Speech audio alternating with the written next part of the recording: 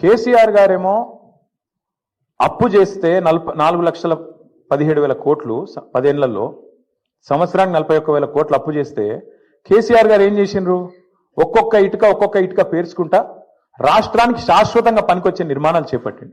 మరి మీరేం చేస్తున్నారు అంటే ఒక్క ఇటుక పెట్టినవా? ఎక్కడన్నా ఒక ఇందిరా మిల్లు కట్టినవా? ఒక కాలువ కట్టినవా? ఒక ప్రాజెక్టు కట్టినవా? హైదరాబాద్లో ఒక కొత్త బిల్డింగ్ కట్టినవా?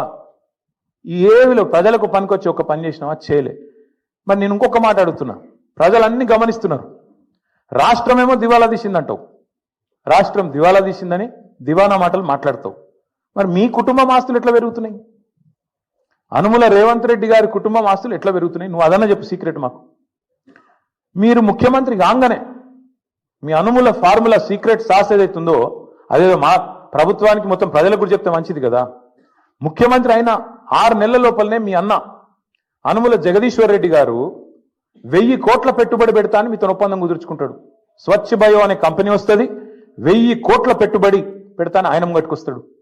మీ అల్లుడు వెంకట నరసింహారెడ్డి అనుకుంటా ఆయన పేరు, ఇంకేదో ఉన్నది పేరు, ఆయన కొన్ని వేల కోట్లతోని ఫార్మా కంపెనీ పెడతా అని చెప్పి లగచర్లకు వస్తాడు.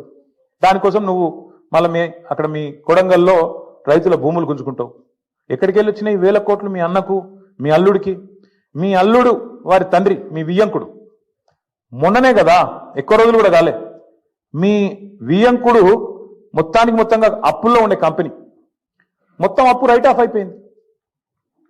మీరు అధికారంలోకి రాగానే మీ వియ్యంకుడి కంపెనీ యొక్క అప్పులన్నీ రైట్ ఆఫ్ అయిపోయినాయి కేంద్ర ప్రభుత్వం దయతోని.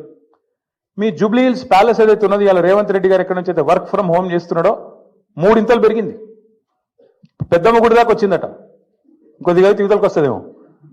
2,000 ఎకరాలు కొన్నాడు 4th సిటీ దగ్గర. మొత్తం వెల్దండ నుంచి మొదలు పెడితే 4th సిటీ దాకా 2,000 ఎకరాలు వీళ్ళ బినామీలు, వీళ్ళ కుటుంబ ఆస్తులు పెరిగినాయి.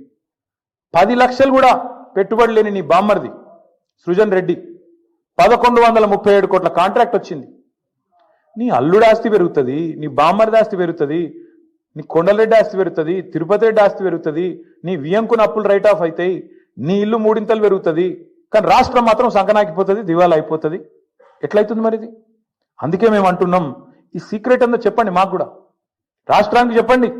మీ అన్నదమ్ములు, మీ కుటుంబ సభ్యులు, వాళ్ళ అప్పులు, వాళ్ళ ఆస్తుల గురించి కూడా చెప్పు. ఎట్లా పెడుతున్నారు సడన్గా పెట్టుబడులు పెద్ద ఎత్తున? అవి కూడా బయట పెట్టు.